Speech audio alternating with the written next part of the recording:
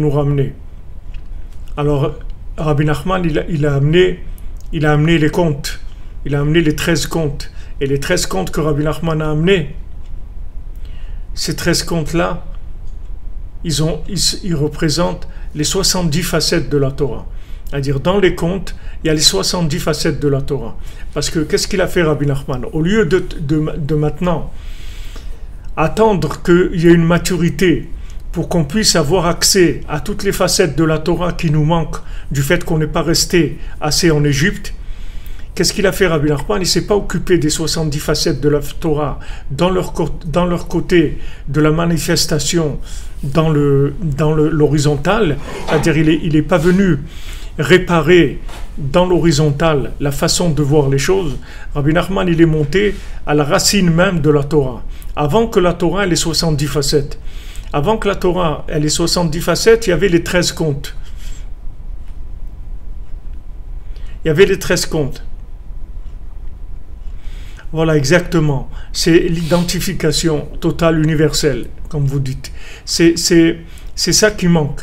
Maintenant, Rabbi Nachman, il a amené les contes. Et dans les contes, vous allez voir que vous allez pouvoir vous identifier dans les contes. Vous allez voir que les contes vous parlent.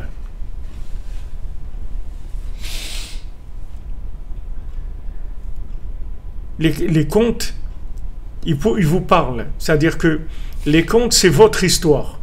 Tous les contes, dans les contes, il y a l'histoire de chacun et de chacune. Maintenant, pour y avoir accès, il faut juste de la émouna. Il faut avoir la émouna dans le tzaddik. Il faut avoir la émouna dans le tzaddik et avancer dans les textes avec la émouna dans le tzaddik.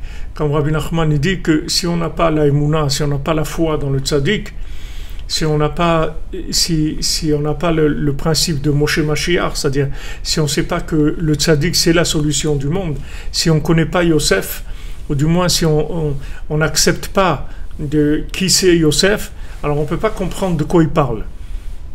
Parce que pour savoir de quoi il parle, il faut que vous, d'abord, vous le mettiez à sa place. C'est comme si vous rencontrez un roi et vous croyez que ce roi, en fait, vous croyez que c'est un épicier. Il est habillé comme un épicier pour vous, vous croyez que c'est un épicier. Donc vous pouvez, quand il va vous dire quelque chose, vous ne pouvez pas comprendre comme étant la parole d'un roi. Vous allez comprendre comme si c'est la parole d'un épicier, selon comment vous le voyez. Donc, avant Ben Nachman, il dit dans les klalim, dans les clés d'étude du Likutei Moharan, une des clés qu'il donne, c'est Moshe Mashiach. C'est-à-dire que il faut, avant d'étudier le Likutei Moharan, ou avant de lire les contes, il faut que tu saches que Rabbi Nachman, c'est Moshe Mashiach, c'est-à-dire c'est Yosef HaTzadik, c'est le tzaddik qui connecte, c'est-à-dire c'est le tzaddik qui a amené dans le monde les outils de la Géoula.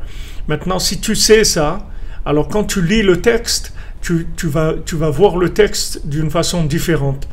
Et le texte, il va s'ouvrir à toi et tu vas pouvoir t'identifier par rapport au texte. Tu vas pouvoir arriver à cette identification par rapport aussi pour un Maasiot. Et comme vous disiez, cette identification, elle est universelle. C'est-à-dire c'est fait pour tout le monde.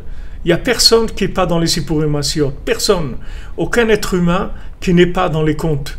Tous les êtres humains, leur vie, elle se trouve racontée dans les contes.